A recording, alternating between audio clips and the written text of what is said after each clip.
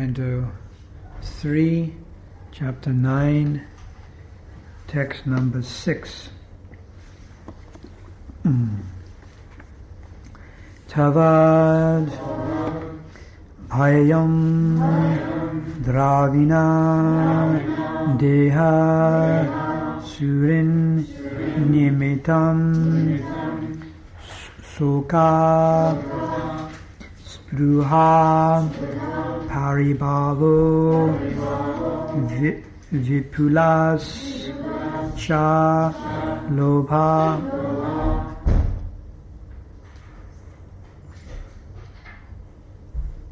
tavan manit asat avagraha ati mulam yavan na te nigrim abhayam pravranita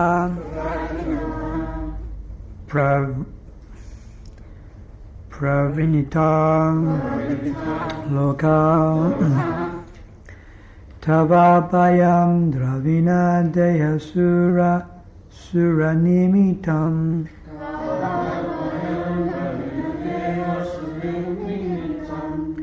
shokaspraha paripavo vipulascha lobha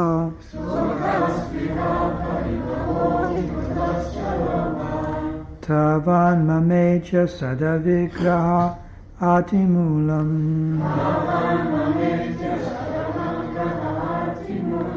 yavanate nigrim abhayam pravinita lokam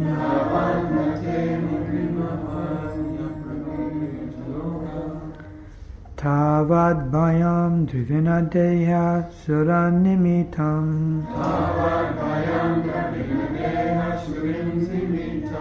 shokaspraha paribhavo vipulascha lobha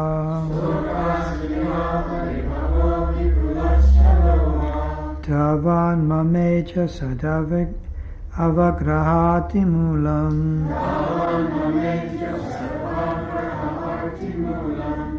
yavanate nigam abhayam parivinita loka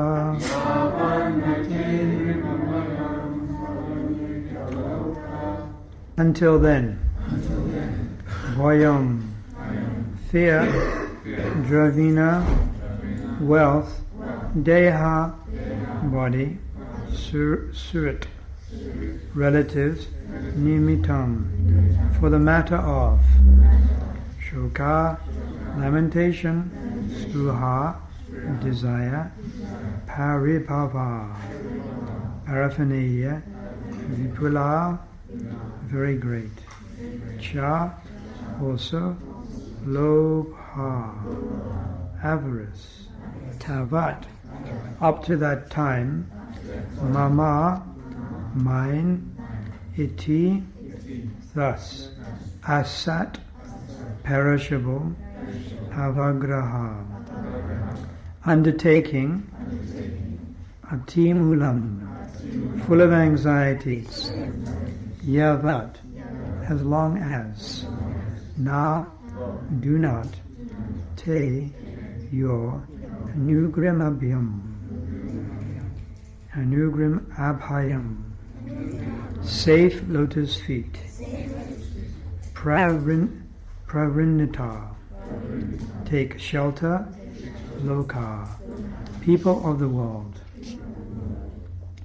Translation, O my Lord, the people of the world are embarrassed by all material anxieties. They are always afraid. They always try to protect wealth, body, and friends. They are filled with lamentation and unlawful desires and paraphernalia, and they avarice avariceably base their undertakings on the perishable conceptions of my, and mine. As long as they do not take shelter of your safe lotus feet, they are full of such anxieties.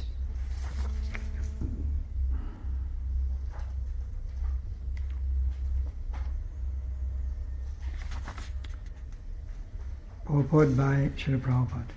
One may question how one can always think of the Lord in regard to his name, fame, quality, etc., if one is embarrassed by thoughts of family affairs. Everyone in the material world is full of thoughts about how to maintain his family, how to protect his wealth, how to keep pace with friends and relatives, etc. Thus he is always in fear and lamentation, trying to keep up the status quo. In answer to this question, this verse spoken by Brahma is very appropriate.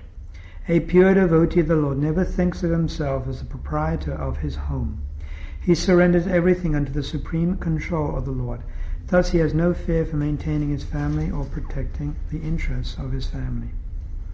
Because of this surrender, he no longer has any attraction for wealth. Even if there is attraction for wealth, it is not for sense enjoyment, but for the service of the Lord. A pure devotee may be attracted to accumulating wealth, just like an ordinary man, but the difference is that a devotee acquires money for the service of the Lord, whereas the ordinary man acquires money for his sense enjoyment.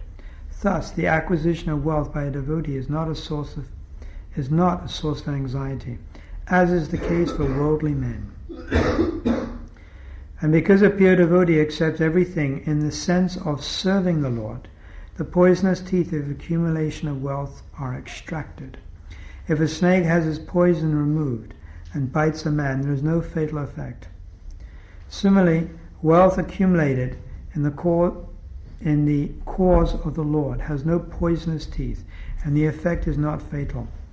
A pure devotee is never entangled in material, worldly affairs, even though he may remain in the world like an ordinary man. Translation: O my Lord, the people of the world are embarrassed by all material anxieties. They are always afraid. They always try to protect wealth, body, and friends, and they are filled with lamentation and unlawful desires and paraphernalia, and they avariceously base their undertakings on the perishable conceptions of my and mine. As long as they do not take shelter of your safe lotus feet, they are full of such anxieties.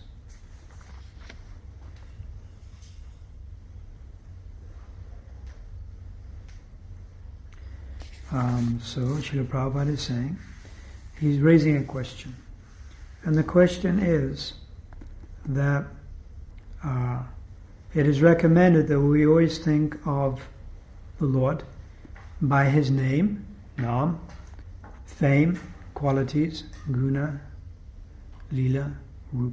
So in other words, one has to think of Krishna. Rupa Goswami has described that the two most important rules or injunctions, from which all other injunctions and all other regulations come. One is to always remember Krishna, and the other is to never forget Krishna. So that is the basis of, that is the mother of all regulations. All other injunctions, regulations come from that. So the question here is, how can one attempt to think of Krishna? Or how can one not forget Krishna if one is embarrassed by thoughts of family affairs? And then he gives an example. That in this material world, people are full of thoughts about how to maintain their family, how to protect their wealth, how to keep pace with friends and relatives. They're always in fear and lamentation, trying to keep up with the status quo. So this is the question. So this is actually a very relevant point, that this material world is full of thought, is full of anxiety. The purpose behind this material world, first of all, we are spiritual by nature. We are eternal spirit soul. We know that. Jiva Sripaya Nitya Krishna Das. We are eternal spirit soul. We don't belong in the material world. We actually belong with Krishna in what is called the spiritual world, the spiritual sky, the spiritual planets. But due to being a little rebellious, we need to be rectified. So this material creation, which is very vast, is created by the Supreme Personality of God simply for the purpose of rectifying us. There's no other purpose. This material creation sometimes is compared to a prison. So in a in the Western countries, so-called civilized Western countries, every city has its prison. It is not that the local administration or the local government want to create a prison. No one wants to make a prison. Actually, it's a burden. Prison is a burden because so much money to build, and then one sends rebellious persons there, rebellious citizens, and it costs so much to maintain. They worked out different statistics in America, Europe, how much money it costs actually to maintain prisoners, and there's a vast amount of money, and these are the ratepayers pay. So a prison is something, it's not required. It's required, but it's not that it's a burden. Prison is a burden, but it's required in order to rectify. Purpose of prison is to rectify two purposes. That a rebellious citizen, a citizen who cannot cooperate, who is unable to cooperate, is unable to follow the laws, he goes there. One, he goes there to be rectified. And what is the other purpose of a prisoner being locked up in prison? There's another reason, and that is to protect the innocent citizens, isn't it? We protect the innocent citizens. Just like I read in the newspaper yesterday, there is some person who is doing some strangling and so forth. Is that right? Yeah. The first newspaper I've read in 6 months, because I was in India. So anyhow, then I happened to read this person who is doing these things. So if and when he is located, then he is put into prison to be rectified, or maybe he will even be executed. So that's one point. But the other point is that in order to protect innocent citizens from his vindictive types of crime, he is locked away. So this material world is a prison house, no less. It is a prison house. We are in prison, and we're here in this material world. Cape Town is a prison. And the purpose of us coming here is that we have rebelled against the service of the Supreme Personality of Godhead. Although this may be a little difficult to understand, we may think, what, me? Me? I've rebelled against Krishna, God. But actually, one takes birth in this material world because one is bewildered by the dualities of desire and hate. Dvesa, samudaya, dvesa, desire and hate. So we are opposing the Supreme Personality of Godhead. There is some opposition. There is some enmity. We have enmity towards God. There is some ill feeling we have towards God. Some nindu, some ill feeling. We have done some aparad towards God. In the spiritual world, everyone is cooperating with the Supreme Personality of Godhead, and through the medium of service, they're serving Him. But we're independent, and we can always act in whichever way we desire. We have that slight independence. So when we, the living entity, when we misuse our slight independence, we become rebellious. And misuse of that independence. We're not using our independence in the service of the Lord. Rather, we're using it for our own glorification. So we become rebellious. So there's a need for us to be rectified. Therefore, the living entity, the Jiva Tattva, the small living entity, takes birth in this material world. In any one of billions of universes, and in each universe, so many lakhs of planets, and we understand, according to Padma Purana, 8,400,000 species of life. So we take birth somewhere in one of those species of life. Demigod, human being, animal species. There are 1,100,000 varieties of insects. So many insects we can take birth as. There are 1 million varieties of birds, There are 900,000 varieties of amphibians. This is fishes.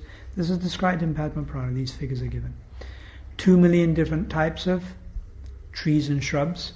Also living entity, not moving. They are stationary, but also living entity. Then there are 3 million different types of mammals, and 400, and that's 8 million, and then 400,000 varieties of human beings. Yes. So these are the different species of life within this material creation. All these species of life may be not present on the one planet. Just like on this one planet, Srila Prabhupada one time said, how many different types of trees and shrubs had the botanists, had they documented? How many? Perhaps 2,000, perhaps 20,000, but actually there's 2 million. So all may not be present on this planet, but we have information according to Shastra that they are there within the creation.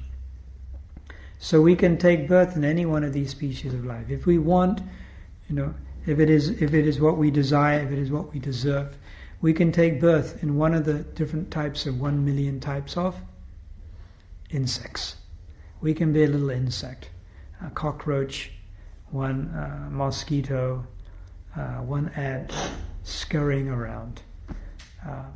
I was reading one book when I was recovering last year from one operation. So I was reading a book on insect life. Well, it was a colour book in pictures. I wasn't reading it. I was looking through it. And I was looking for some statistics, and it's exactly what I found. That there are 20,000 different types of ants. You know ants? We see them in the garden. There are 20,000, according to the scientists. Of course, there may be more. But they're saying there are 20,000 different types of ant species. We might think there are maybe 12. 20,000. And when these ants have their colonies, then it goes from like small little ants to the big, what are they called, soldier ants, the big ones. And some of the nests have 10,000 ants in, and some have up to 20 million. That's how many they have. So you can see how many species of life, how many living entities just take birth as insects. So many. If just within one particular type of life within insects, there is the ants, and so many different types of ants, and so many living entities take birth as animals. So the purpose is that the living entity is supposed to be rectified. So we take birth within this creation, and the idea is we're supposed to be rectified. A prison is not a place where one can expect really to enjoy. One has to be a little intelligent. If you try to enjoy prison life, then it indicates, a perverted type of intelligence. Like the example is given, you're sitting on death row. You're on death row. Death row means what? You're going to die. Impending death. You're waiting for your papers to come, and you're going to be executed. So you're sitting on death row and you're trying to enjoy. You're trying to make some plans to enjoy. It's hopeless. So living in this material world, death will come at any time at all. But still living entities are trying to make plans to enjoy. Another example is that ignorant animals are lining up to be slaughtered. Sometimes you see this in goats. They're being lined up. They're actually going into the slaughterhouse. And there's some little grass. And they're fighting over that grass. Each one to eat it. And they're minutes away from being slaughtered. So how is it they can't understand this, that they're about to be slaughtered? Because they're less intelligent. Impending death is about to come, but they're still thinking, let me take some little enjoyment. Let me take some little grass. Isn't it? So this is the nature of Maya. So we are living in this material world, and all around us there is suffering. We have to be honest. It's only a fool who thinks that there is no suffering. An ignorant fool. Everywhere there is suffering. It's described there is suffering due to old age, There is suffering due to disease, and then ultimately there is death.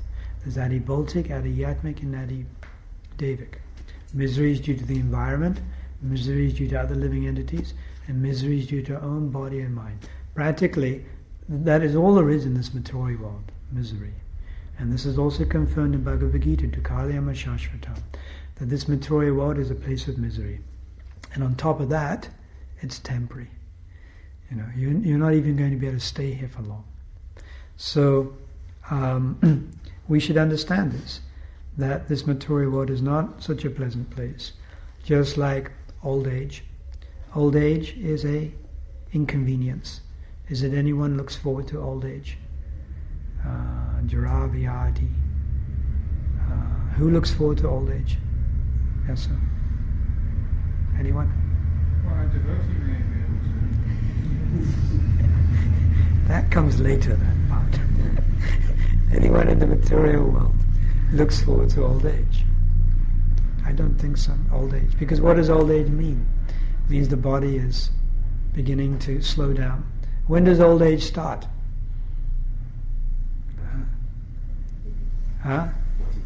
40? Yeah, it can. Old age, well, as soon as we're born, actually we're dying. As soon as we're born, we're dying. According to the scientists, according to the medical field, generally roundabout after the age of 20, one's brain cells start to decrease in number. You have so many brain cells, neurons, and they begin to decrease in number from the age of 20 onwards. And then when you get to even 25, like that, you begin to realize that things you used to be able to do when you were younger, 15, 16, 17, 18, you're doing now with difficulty. You can't do so much. Most of us are over 25 here. Anyhow, in other words, the body can't do so much. When they have these Olympic swimmers, then the prime age for swimming is like 17, 18. And if you're 20, that's considered like a little getting over it. When they do these Olympic gymnasts and stuff, then the prime age is like 15, 16. So because the body is very subtle, the body is very for all these things they do in gymnastics. So you see these persons that win their gold medals and things, they're 15, 16-year-olds sometimes. So the body loses something, it loses some elasticity or something or other. This has also actually been shown, that as a man and woman, as they grow older, their bodies become more fragile, their bodies become more stiff. This has also been worked out, that the content, I think it's the calcium content, but some content of the bone decreases and the body becomes stiffer. And also the skeleton reduces in size. It's quite an interesting point, that at a certain age, a human being, say at 20, may be 6 foot tall. But then that same human being, at 35 or 40 or 50, has a smaller body. Actually, the bone structure even reduces. And it happens more in women than in men. Women reduce more in size than men. So the point I'm trying to make is the body is changing. And the body is not growing younger, it's growing older. And with old age comes so much disease. So disease is also another misery in this material world. And no matter how much we spend on medicine, no matter how much money we spend on hospitals, disease is there. And it appears to be increasing. It seems like new diseases are coming. And diseases which cannot apparently be cured. Just like AIDS.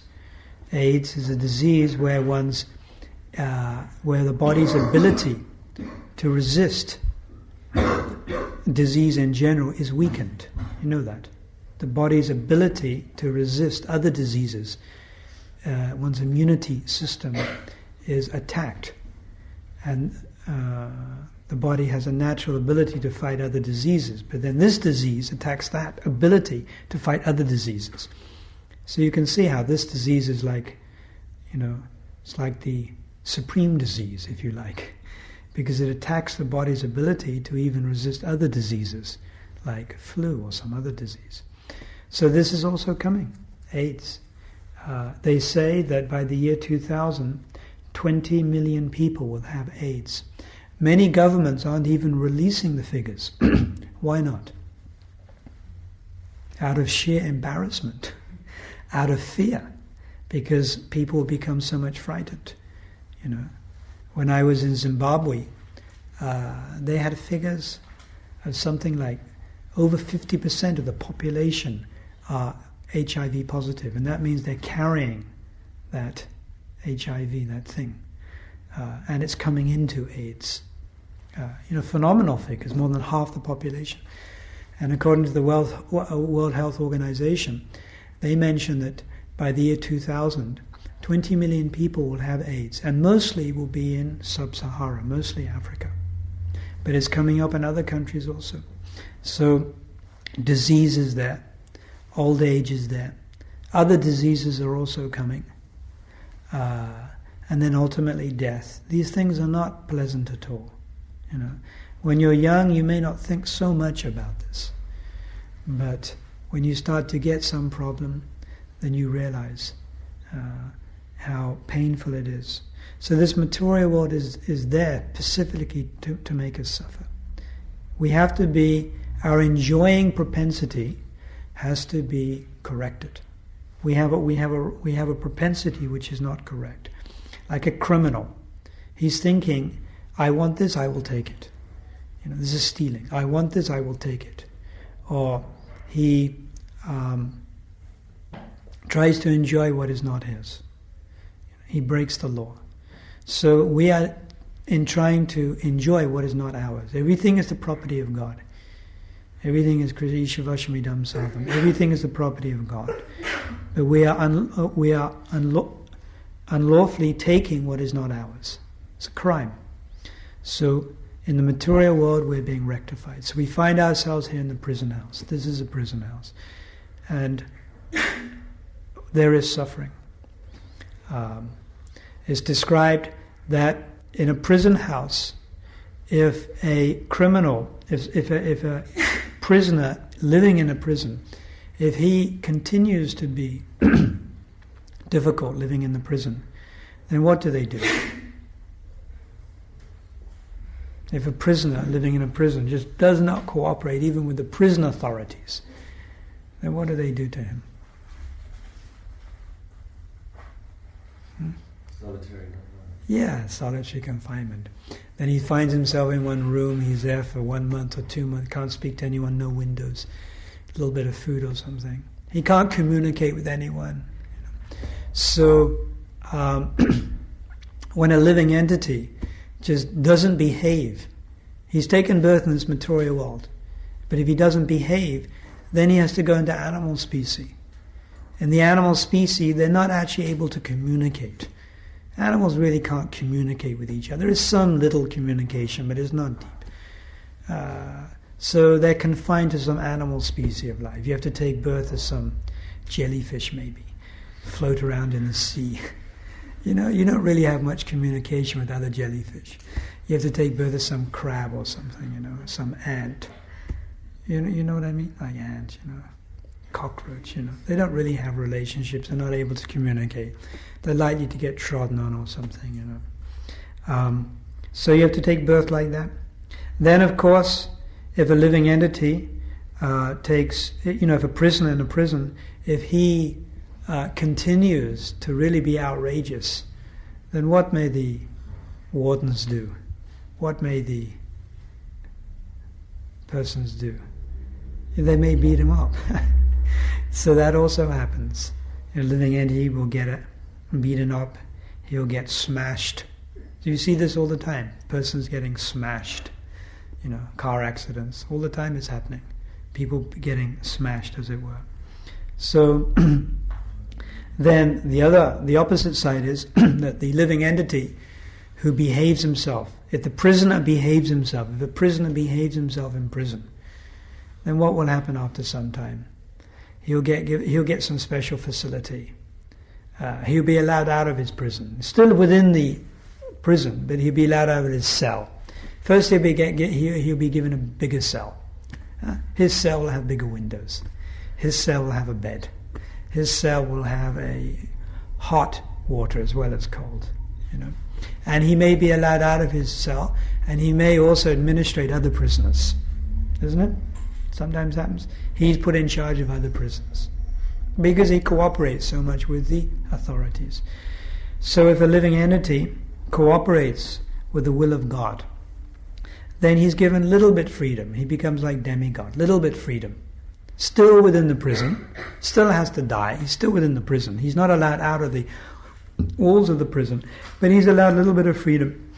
He gets a bigger cell, and he gets some extra food, and maybe he's even allowed a TV set or something, like that. So demigod, you take birth as some demigod. So demigod also is not the goal in life. We don't want to have some bigger cell within the prison. We actually want to get out of the prison. So if one follows the laws of God, if one follows the laws of the prison, then one can escape. One can escape. Or rather, one can be allowed to get out of the prison. So just to see how things are going on. So the warden or the commissioner of police or commissioner of prison cells or whoever it may be takes a walk around, your prison. Then if you think he's also a prisoner, then what is your position? It means you haven't understood. He is visiting. Of course, nowadays, with the state of present politics, he could also be a prisoner. They're so corrupt, these so-called politicians. But generally speaking, if the state president visits, we should understand that he's not a prisoner. He's not. He's free to go and come as he chooses. So when Krishna appears in this material world, it's not that he is a prisoner. He is not subject to the three modes of material nature. He is not subject to kala, karma, guna. Kala means time factor. Karma means past activities. Guna means the modes of material nature. When the Supreme Personality of Godhead appears in this creation as Krishna, as Ramchandra, as Chaitanya Mahaprabhu, then he is not also in bondage. He is not conditioned like we are. He is not a prisoner. But foolish people will say, he is also conditioned. Sometimes people say when Krishna appeared, he was also conditioned. He was simply a human being. He was subject to birth and death like you and me. They will say that sometimes. So Prabhupada gave that example. Now the warden or the commissioner of police, he can come and go in the prison as he chooses. So Krishna can come into this creation as he did 5,000 years ago, and he can disappear as he did some 5,000 years ago. He can come as he chooses when he wants. The commissioner of police doesn't have to make an appointment. He can come when he wants, he can leave when he wants. Krishna can appear within this creation when he wants, he can leave when he wants. And another understanding is that when Krishna does come in this creation, he may give people liberation. And he did this, of course. Chaitanya Mahaprabhu came and he liberated so many persons. When Krishna appeared, he liberated Aghasura demon, Putana. So when the commissioner of police comes, or the state president, then he may give some pardon. You are now pardoned. Your sentence is now reduced by my arrangement. State president or the supreme executive head can do things like that.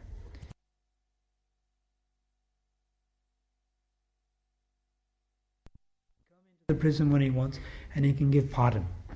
Now your sentence has been reduced from 500 births to 1 birth, like that. So now your sentence has been reduced from 20 years hard labor to 1 year hard labor. You can do that. So this is what Krishna does. Not only Krishna, but actually even his pure devotees, the generals in Krishna's armies. Sanupati means the generals, the commander-in-chiefs. Krishna's intimate associates, Mahaprabhu's intimate associates, they also can come, and they can also do the same thing. They can also, on behalf of Krishna, they can also give liberation. They can also give bhakti. They can also reduce one's sentence within this material world. So, if we behave ourselves, then one can be released from this material prison house and go back to one's rightful position in the spiritual world. But we should understand that this prison house is not a pleasant place. This material world is not a pleasant place. It's not a place where you want to hang around and stay. So Prabhupada says, a pure devotee of the Lord never thinks himself as the proprietor of his home. So now Prabhupada is answering the question. The question is, how can one think of Krishna if one is embarrassed by old age, disease, death, the struggle for existence? And Prabhupada said the status quo. What does status quo mean? Status quo means what? The struggle for existence, the standard. Like the person next door has a BMW manual, therefore I must have a BMW automatic. Status quo. This person now has 67 inch centimeter nowadays, color TV.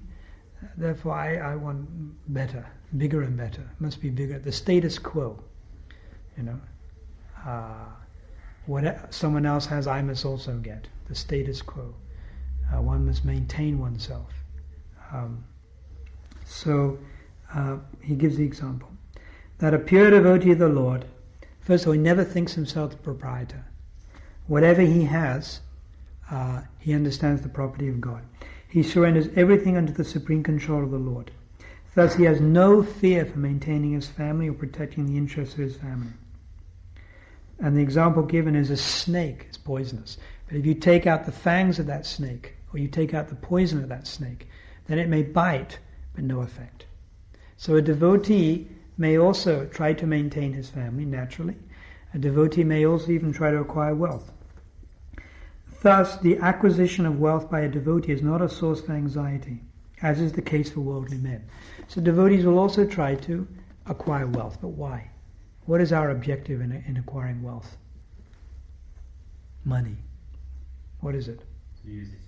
To use it in the service of Krishna, yes. So that's the difference. We're also going out on the streets distributing books and attempting to acquire some type of donation. We also go around in the community, Indian community or whatever, and solicit donations. Sometimes also within our society we may even run businesses. Previously in the 1980s we were running business and we were making money. We were making quite a lot of money. At times we were making over 100,000 rands a week. We were involved with those businesses. But what was the purpose of all that money? It was simply to spread Krishna consciousness. Print books, build temples, that's all. So that's the difference. So although we were running these businesses, I was doing it, there wasn't that same type of anxiety that a materialist has. We were doing it simply for Krishna. So that anxiety wasn't there. Because a pure devotee accepts everything in the sense of serving the Lord. The poisonous teeth of accumulation of wealth are extracted. So there's nothing wrong with a devotee even having wealth. Sometimes a devotee may be very wealthy. There is that one devotee, the grandson of Alfred Fort. He's initiated disciple of Srila Prabhupada. His name is Ambarish. He has money, he has wealth, and he's a millionaire. And other devotees also may be wealthy. Parents may leave them some money, or they may even have some business. But they are using their wealth to maintain Krishna consciousness and to spread it. See? So this is like having snake, but the poison is taken away. In other words, it's harmless. But if there is a desire to use wealth for one's sense gratification, then it can be poisonous. And not just wealth, but everything. Krishna has given. Krishna may give wealth. He may also give you some material expertise. You may be a very good musician. You may be a very good artist. You may have some, material intelligence. You may be a very good administrator. You may be powerful. Whatever it is, if you use it in the service of Krishna, then that can purify you. Wealth used in the service of Krishna can purify you. You know, artistic ability in the service of Krishna can purify you. You use it to glorify Krishna. You use your artistic talents to glorify Krishna. You're a musician, you're a poet, you like writing. So you write about Krishna. You know. But that same attribute, that same quality, if it is used for sense gratification, then it's like poison. It acts like poison, has the opposite effect. So it is not the item of wealth that is dangerous, but it's how you use it. In other words, it's the consciousness. You understand that point? It is the consciousness. Nothing wrong with wealth, but it is the consciousness. Just like, to give one little example, a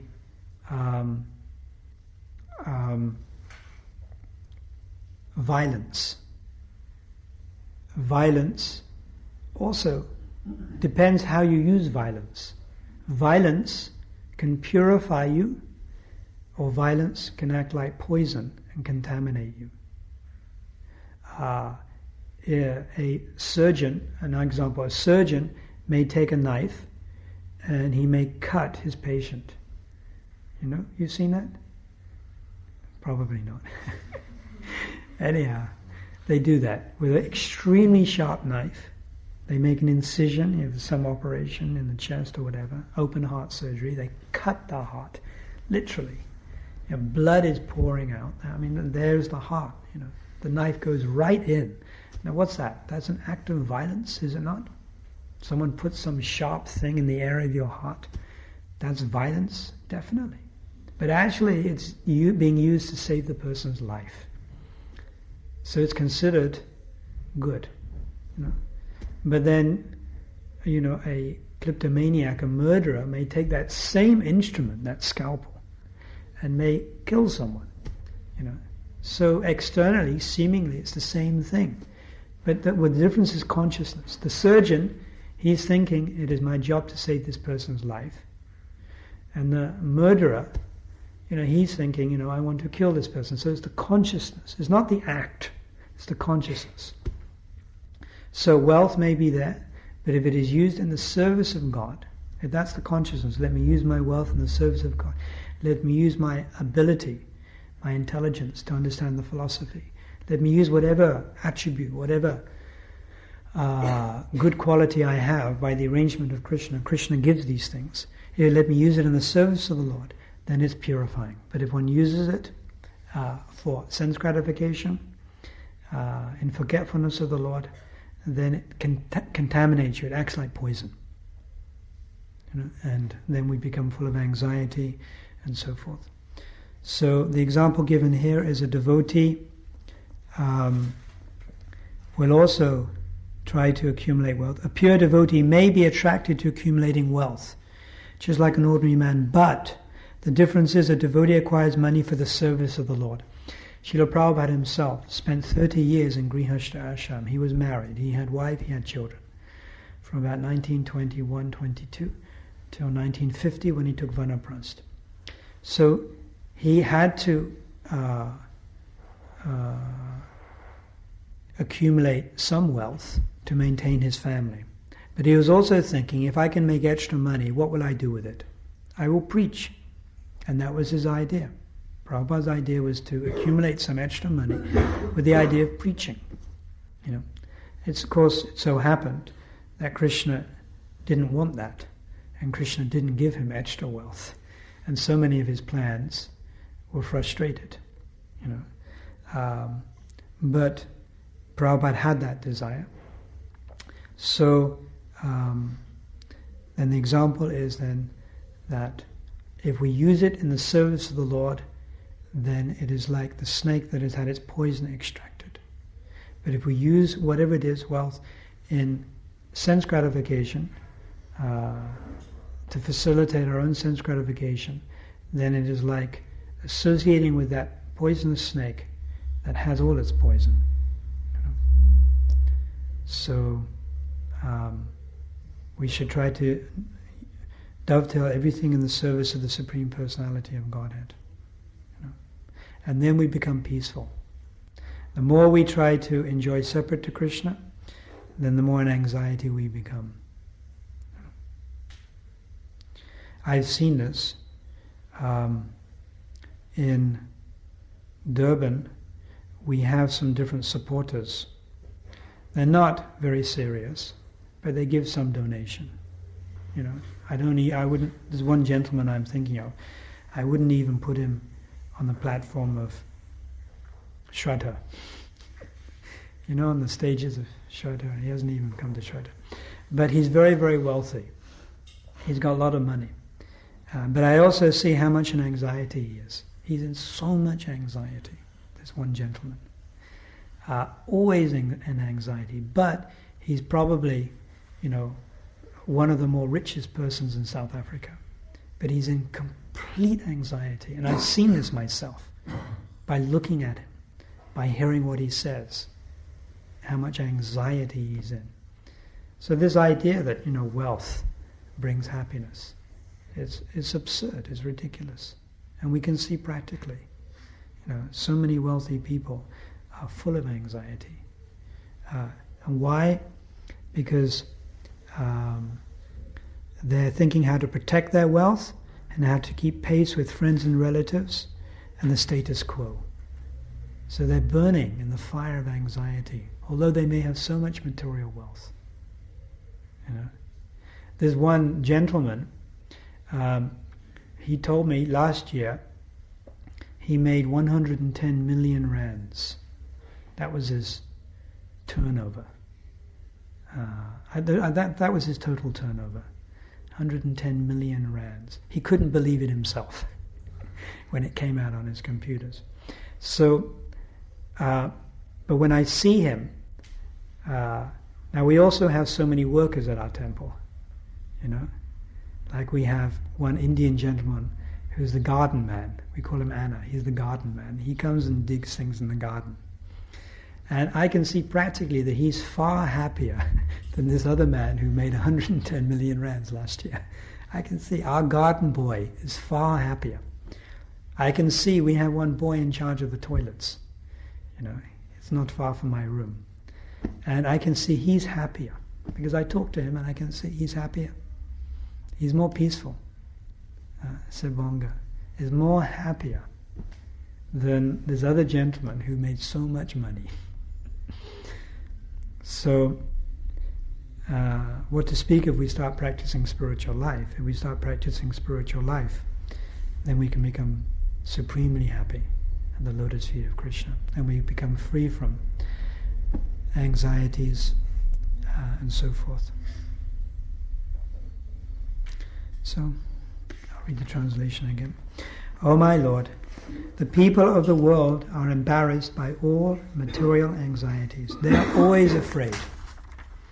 They always try to protect wealth, body, and friends, and they are filled with lamentation and unlawful desires and paraphernalia.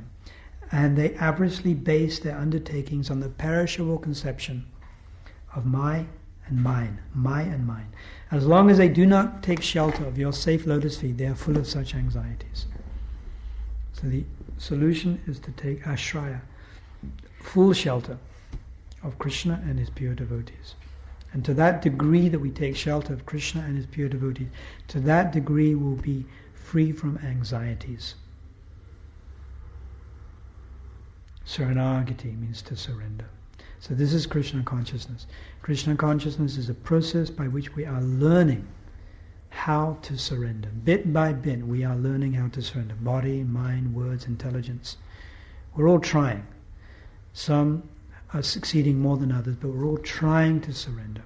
And as we achieve this more and more, the saranagati, the surrender, we become more and more free from anxiety and peaceful and happy. Any questions?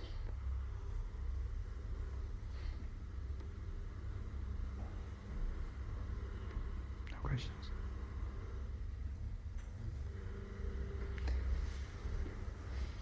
Any questions?